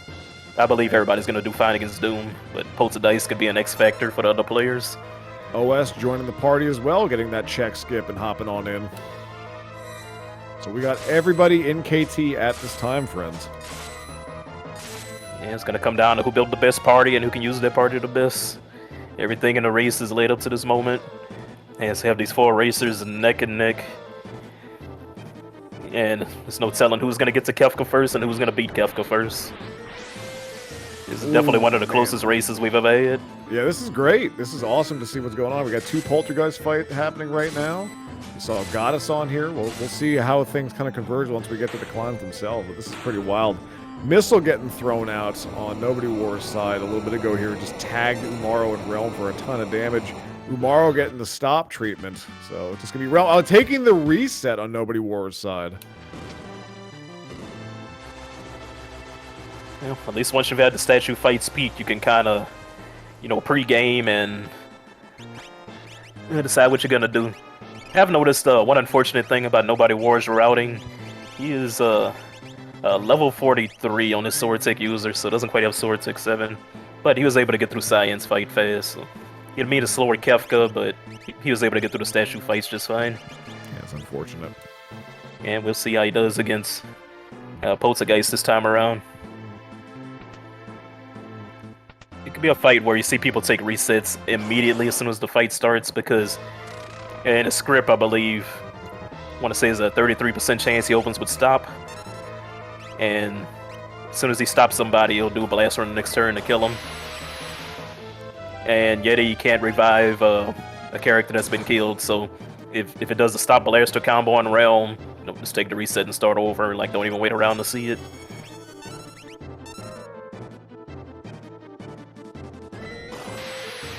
Okay, back into Goddess. Let's see how much damage the shock is doing, about 3k. And Shadow taking an actual nap and then getting blasted in his sleep for 2.8k. Yeah, the plus 10 levels on this Goddess just has her magic power out of control. But Gar came prepared this time. He has some kind of thunder immunity. So I think he has this. Check this out on Nobody War's side. We got some Dragoon strats for Realm going on now. Look at this.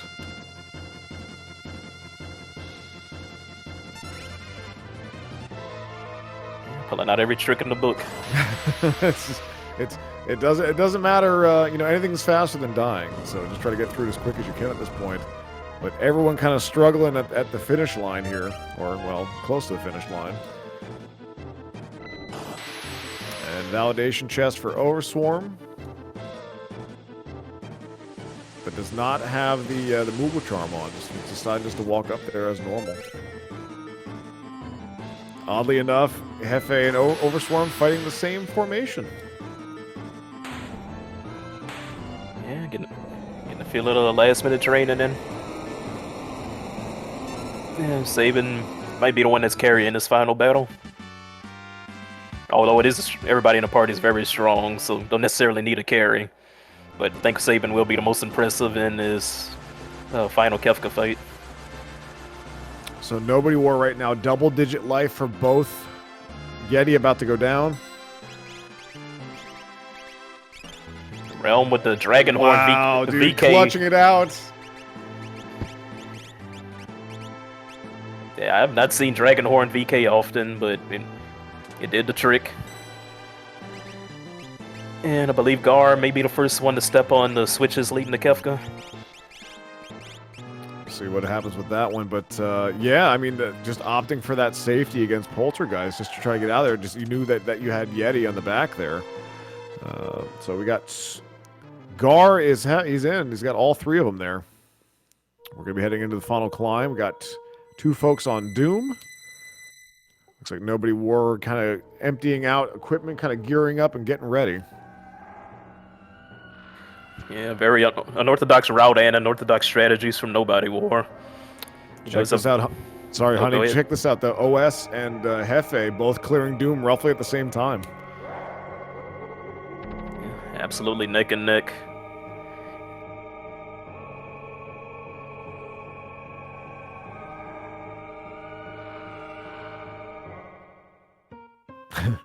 Hefe getting tagged by some red fangs on the way, trying to get to the switch. And we'll see what Gar brings into battle here. Almost brings Gao instead of Gogo, but opting for those 4, it looks like.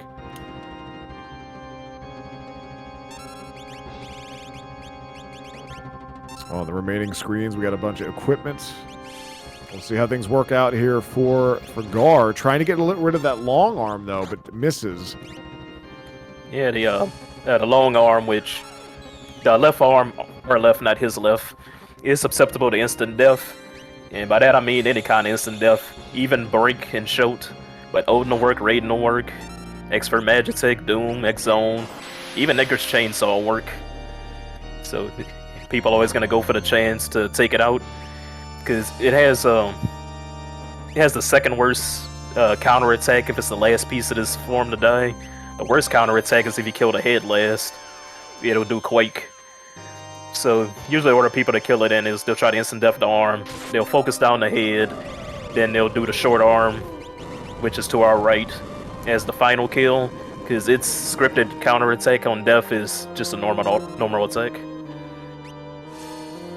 So Gar just having a bad bit of luck there, but Doom finally claiming the long arm, so now we just have the face and short arm to deal with. And it looks like we're trying to focus on the face as best as we can here. I saw a flare proc happen. We got some life 3 in the pocket, though. I appreciate that safety. Oh, jeez. Down to 2 health for Sabin after getting punched in the face. Yeah, it wasn't even close. Barely felt it. Oh, 2 HP on the VK user, though. But I hope he doesn't trigger a death counter and goes up to the next tier. No, actually, that wouldn't matter. He has life 3 up. Oh, that's why he's keeps putting the life 3 up. Aside from it being safety in general, if you want to run VK strategies and you got life 3, I would have put life 3 on your VK user. So it's a tale of 2 poltergeist fights right now. OS and Hefe. Hefe rolling the dice and taking care of the spicy chicken. OS still kind of working their way through at this point. I respect Gar just using that life 3, trying to keep Sabin and Realm alive at this point. Yeah, I was trying to remember if we have any calmness protection outside of life 3. I will have to see when somebody goes into the menu. We did find Fenrir pretty much at the top of the seed, I believe, if they went to the weapons shop to pick that up. So that would be calmness protection they'd have in their pocket if they equipped it. Oh, okay, so he just getting the life 3 up for safety and so he can play more aggressively, and in case this happens... Oh boy. The life 3 is going to come in handy real quick. And we're done with tier 1. That's what you want to try to avoid as best as possible, but unfortunately with a VK user with offering, you can't aim your shots. You just have to hope for the best. Yeah, it seems that he knew from the beginning that was a possibility. The one way to take the head down quickly is to use a lot of fire magic, and I'm not sure if we have access to much fire offense at the minute. So in order to not lose a lot of time to the other speedrunners playing too safely, he had to get the life 3 up and just start swinging. Tier 2 starting with Imp just to be rude on the VK user, and here comes the diffuser. Life 3 earning its keep here as we get to tier 2.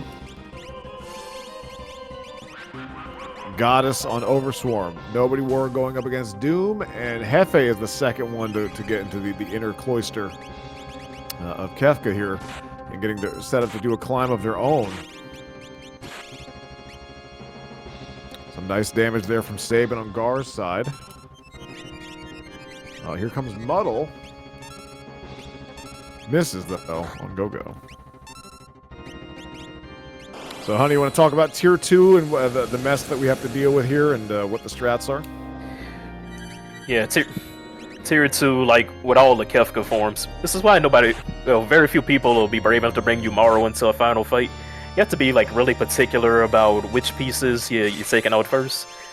So they have the tools, which is the girl in the middle in the red dress. She's susceptible to instant death. We have access to that, so you take that out first. The bottom right one, the tiger face, whenever he gets down about like 25% of his HP, around like 10k left, he kind of goes into a rage mode where he gets way more aggressive. He starts doing Doom Tusk, which can zombify one of your party members. And if your VK user gets zombified, that's basically a wipe. The one that's attacking right now hit his death counter is to do 10 physical attacks back to back. Oh, wow. The double block from Cyan. Oh, my goodness. the sole survivor at this point. He got really, really lucky that Sabin did not kill multiple things and that they would have pushed through there. But if the entire party would have wiped, those 2 blocks were clutch by Cyan to ensure that this was able to keep going there. You talk about that Garlock. Right there it was. Yeah, and he's 1 tick away from dying to the sap status. But he was able to get the power off to heal up. I believe he's going to make a recovery. He'll lose about a minute of time recovering. Oh, but it's absolutely worth it not to wipe. Just got to take his time, put himself back together, and get set up for the tier 3 fight. Also, this is wild, by the way. Nobody War and OS also stepping into the Inner Sanctum. I know I said Inner Cloister earlier, but nonetheless, we're going to have basically 4 climbs ready to go. Tier 1 down for Hefe, and Gar is not out of this yet. He's still in the thick of it. Yeah, one thing that you're building throughout the seed, aside from how you're going to handle Kefka's tower, is the Kefka fight. There's certain pieces of, I call it anti-Kefka tech that you want. One of the big ones is having a way to cast Mute, specifically for this part of this boss, because this thing absolutely pops off with the spells it casts. One of the absolute most dangerous magic using enemies in the game, and it is insanely aggressive and can put you in situations like this, even when it's the only one left alive. So it's pretty crazy that Gar has kind of put himself in this situation, or found himself in this situation, I would say, and allowed Hefe, to open the door and try to get in there. Let's see how this one kind of fares here, but just has had a really, really rough time of it. That Gar has just kind of been fighting way back, but using elixirs and Phoenix Downs and getting us back up and running, and trying to get the whole crew ready for Tier 3. Oh, here comes North Cross for Hefe. Nobody best be frozen, so we're moving on. Yeah, I don't think we had any fire magic, so it's very lucky that it didn't proc on anyone.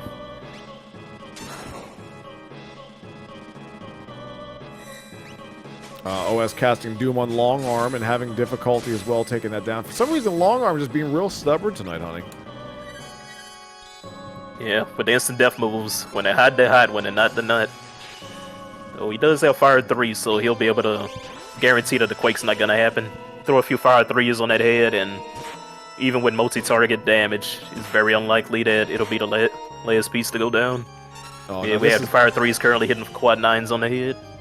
Yeah, I apologize here to jump in there, Hefe. We had a problem there. North Cross tagged Realm, and then Shadow got tagged with Doom Tusk and got that zombie state. He was able to fix that up, but we see Gar moving on to Tier 3, able to keep everyone alive after a little bit of a hiccup. Hefe, however, also hitting some bumps and some turbulence here with Tier 2. OS and Nobody War still sitting at Tier 1 presently. Yeah, Realm's unfrozen by the S-Scroll Chaos, so that's a nice little bail out there. Gar's going to be proceeding up to Tier 3. So the way this fight works is, the enemy has a healer, that's the lady in the back that absorbs every element of magic, and constantly keeps doing Pearl Wind, which heals for how much life she has left. Her max HP is precisely 9999. You want to take her out first. Aside from the healing, she'll cast Life 2 to fully revive Sleep, the boss in the front. I believe the only way to hurt her right now is with physical attacks, so you're going to see the VK and the Ragnarok user try to take her out. And then Sleep, the way you fight him is a whole can of worms. He has 40,000 HP, and when he gets around 29,000 damage, he'll start having, I believe, around a 50% chance to counterattack with Meteor, which is a very powerful AoE attack, or Train, which does blind and silence on everybody. And when he counterattacks, it does not reset his ATB gauge, so you can get Meteor, then he takes his normal turn and does Meteor, then you hit him again and he does another Meteor. It's a very stressful fight. Usually what players try to do is they try to get him to around 28-29k and try to do the rest of the damage all at once. When he dies, he'll do a counterattack called Calmness either 1 or 2 times. It's a physical move that casts instant death. And since he's the last one to go down, yeah, you'll have to proceed to the final Kefka fight without that character, if they get Calmness at the end. It's a very complex fight, and it's definitely one of the first things that you learn to handle whenever you start playing as Randomizer. But here, all these very experienced players, they gotta know the strategies to used to get past him. So Gar life 3ing up at this point. Hefe also into tier 3. We see OS and Nobody War have moved on to tier 2 at this point. Here comes the W win, tagging 2 of them on Gar's side.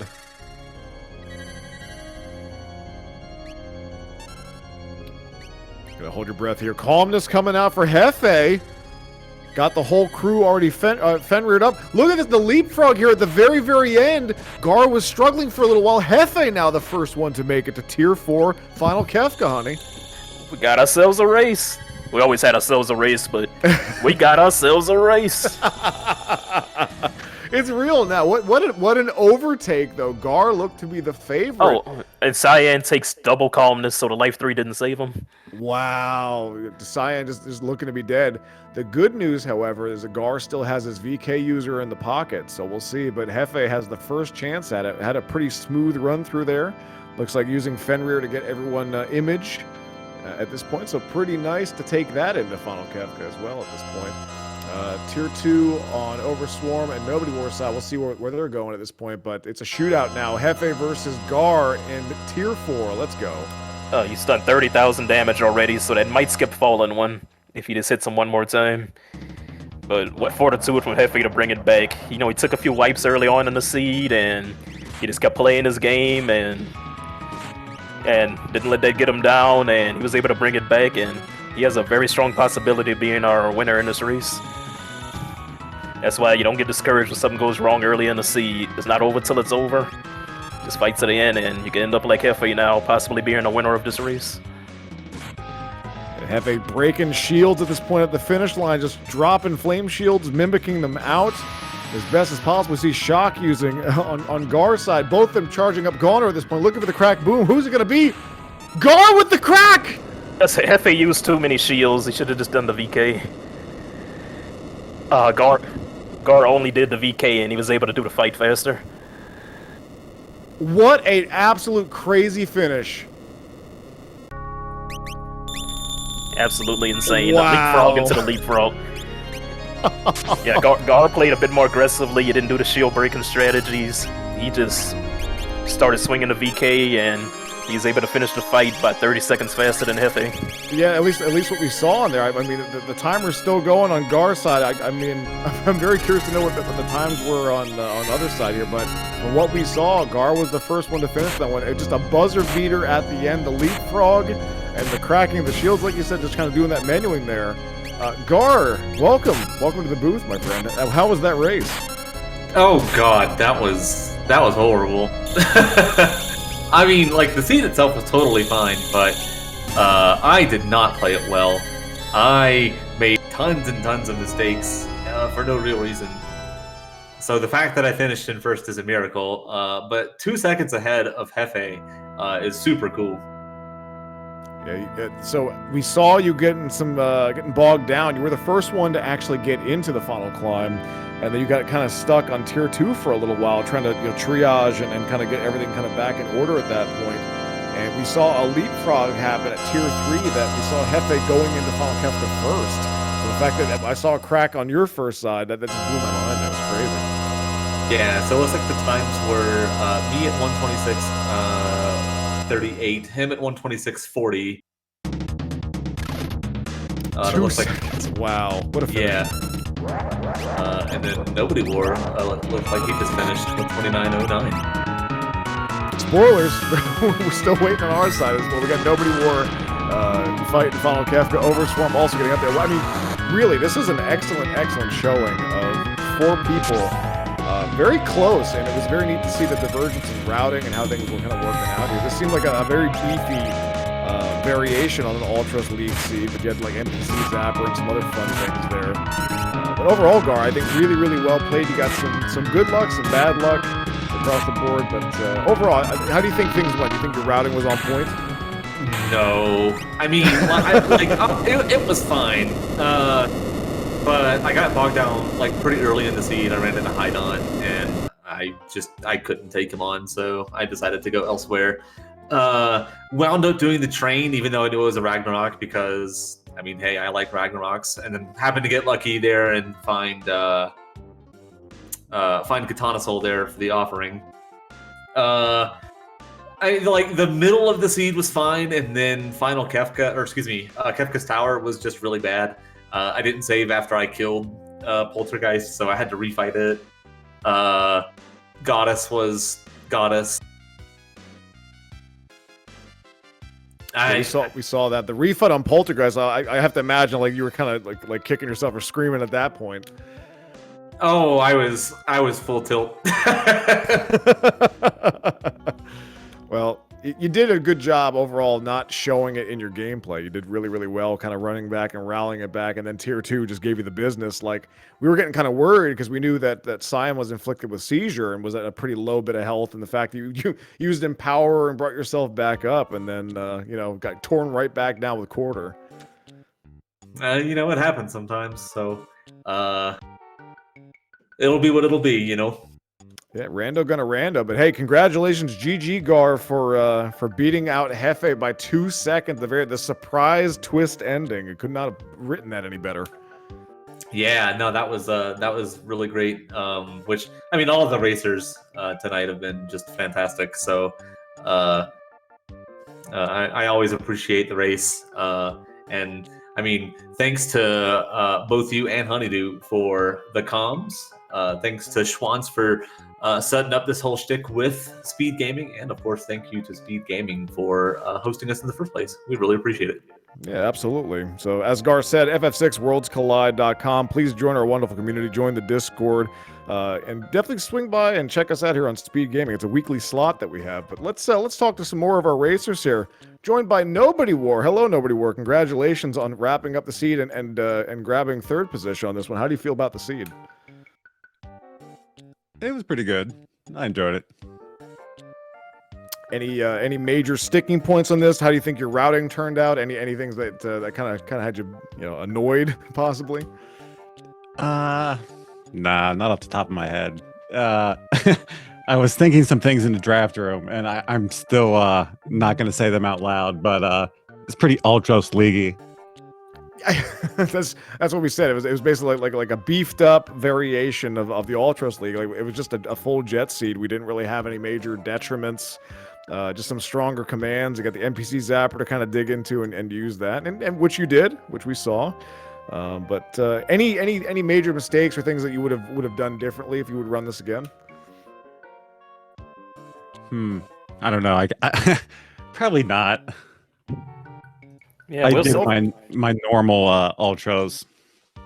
I wasn't worried about the plus 10 levels, honestly. Found 2 easy fights. It grinded levels like I always do.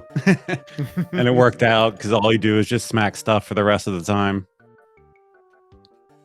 I mean, overall, I think everyone played really, really well. I mean, we had a mix of good luck and bad luck throughout this entire process, but it was a very, very tight finish for first and second. Nobody. I mean, you and also OS were kind of dueling back and forth for third and fourth place at this point. So overall, very, very exciting when we saw the convergence in KT. We had everyone. The one thing I definitely missed was there a card pulled for the statues? Yes, shuffled statues. Yeah, I totally missed that. If I would have been aware of that, I mean, I didn't really care who was where anyway, but just knowing about it would have made me probably play a little bit better.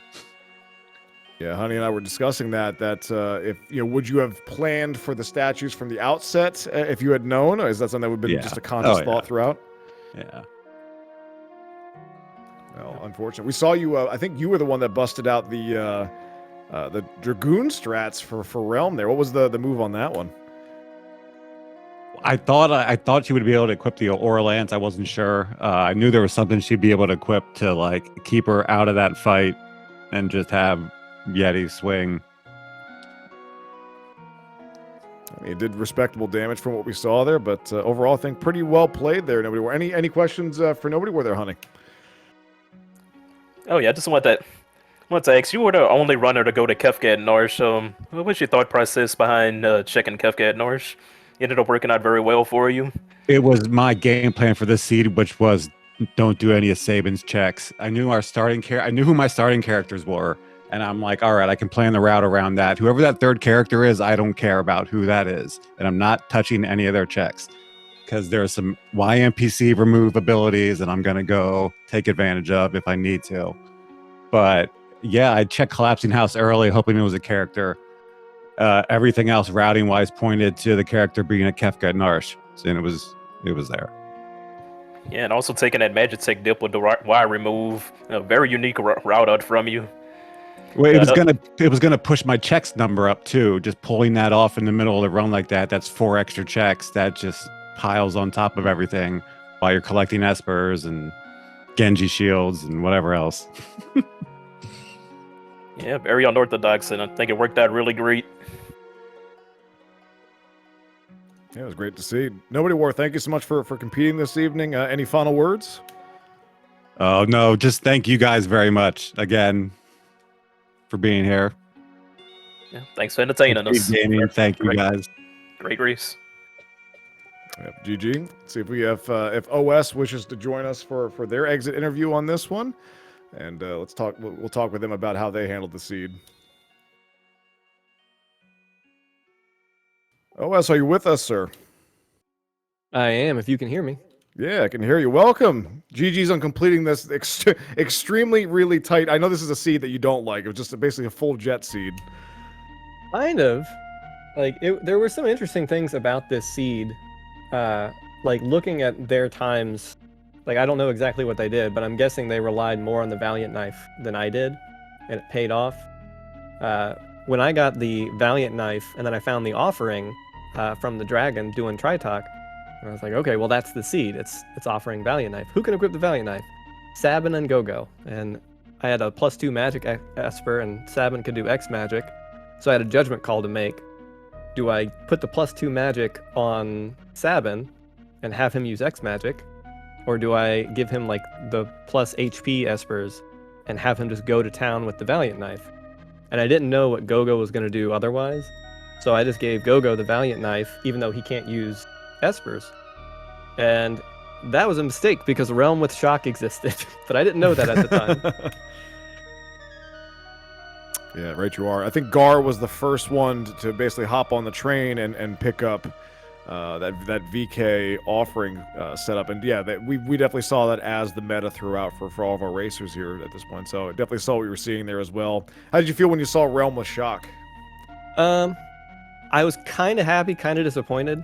Like, the reason I focused on improving Sabin, even though X magic is kind of slow and we didn't have any tier 3 magic, I was looking at my team. I was like, all right, we've got Umaro, Gogo, Cyan, who's just kind of okay unless we like really level up and get him Sword Tech 7. Oh wow, I missed a check in Doma. I'm just looking. I didn't check a thing there. But I was thinking about the statues at the end. I was like, we're gonna have to have 2 people solo statues. Like, who are they gonna be? And I was like, whoever's got the Valiant Knife can obviously do it. And I was like, we could probably split up Sabin and Gogo, have them both do the Valiant Knife, but I'm not really sure how I want to play it. And I was like, let's just make Sabin strong and Gogo strong, and then we only have to fill in 1, and we could do like Sabin, Gogo, and then 2 in the other. But if I knew Realm existed, then I would have been fine just dropping Gogo and just having him kind of sit on the sidelines, play support. That's fair. How did you feel that you handled the seed throughout, like that, looking back on this? Little slow, a little sluggish, but overall it was fine. I ran into like the best possible experience fights, but they were both a little long. A double Brachiosaur and a double Behemoth in the 2 fights I did. The Din one was by accident. I had switched off my Moogle Charm, but I gained a lot of experience, got way ahead of scaling after those 2 fights, and so the rest of the game was pretty much a breeze. The only potential downfall would have been the statues, but getting Gao with jump and having a Dragon Horn already seemed to make it pretty easy. Very good. Honey, any questions for Overswarm? Yeah, I think we just about covered most of the stuff I was wondering about. But yeah, you definitely had the most unique offense out of all of the players. Like, as you suspected, they were very offering VK heavy. But you had the straight up Wizard Sabin. But it just shows that there's more than one way to get through a seed, and There's tons of way you can build your characters for endgame. Yeah, very flexible game. Yeah, you make good use of the +2 magic expert at the beginning. So yeah, just want to say good job in finding a different way to get through the seed other than the offering VK method. Yeah, like I still use offering VK quite a bit, but like it's one of the things that I'm noticing more with like prominent players that have been playing for a while and getting a lot of good times, is that I typically play somewhat safe. It didn't really matter what bosses showed up where or in what order. I would be able to take out pretty much all of them. But that's not necessarily the case if you say, well, I'm just going to give like the muscle belt and a plus 100% HP Esper to this guy. He's going to carry us through the end. And then you get to the statues and you have to deal with them. You have two groups that don't have that Valiant Knife set up. And then you might run into a trouble spot. But I typically try to avoid the trouble spots even existing. And it seems like the faster times are just saying, we'll deal with it when we get there. So I need to focus more on doing that and allowing myself to crash and burn. Because if I got to the statues and I couldn't do it, I could very easily have gotten like a 138.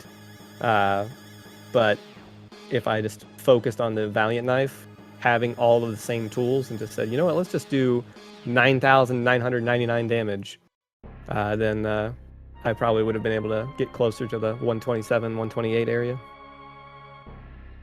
It was also very frustrating finding an Illumina and no one could equip it, and finding fixed dice and only the Yeti could equip it. Yeah, I didn't know that Cyan chest was there. I was studying for the turn of the month seed. And I was like, wait a minute, where is this chest? And then I was exploring in one of the practice seeds. I was like, there's a chest in this room. I've never been in here. And I just checked it for the first time in a run today. And I was like, Illumina, this is perfect. No one can equip it. Well, at least you had the Ragnaroks that you were able to pick up earlier as well. So I mean, you had some stat stick, but obviously no Illumina. Yeah. Overall, I didn't really need anything. Everyone could have just had mithril blades. Which is fair. All right, sir. Any final thoughts here before we close up shop here for the night? Not really. This is just a pretty straightforward seed. It looked wide open in the beginning, but definitely not the case. There's really there's a lot of paths you could have taken, but there really wasn't all that much luck because looking at the checks, no matter which way you went, you were gonna get something you could work with. Their only big thing was the Valiant Knife and the offering. And just given how the seed was set up, I imagine most people got that within a few minutes of each other at least. Yeah, that's definitely how we saw the routing kind of pan out throughout the entire thing. But Overswarm, GG, thank you very much for swinging by. I mean, definitely it was a pretty close finish from first to fourth at this point. Yeah. Just a couple changes in how you handled your offense, and this would have been really, really close. Yeah, I feel like this is a pretty straightforward seed. If someone was watching this and they want to say, how fast can I go? Play this seed and just do whatever and see what time you get. This is pretty straightforward and you still have options and there's still a little bit of challenge to it because of the statues shuffled at the end. It was a nice seed overall. Good heavy on the basics. Yep, agreed. And that's exactly what it turned out to be. No real crazy cards that came out to really put a detriment or throw a wrench in the works there. So a beefed up Ultros League seed with some other fun little variants though. But thank you, OS. Overswarm. Wait. One mistake. I bought a Pearl Rod right in the beginning, and then I did Doma, and we ran into Hydon, who's weak to Pearl.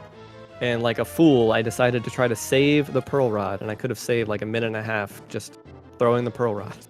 Yeah, we saw a few resets to Funbaba and Hydon early on, and then we saw them come back and have a revenge fight and just tear through them.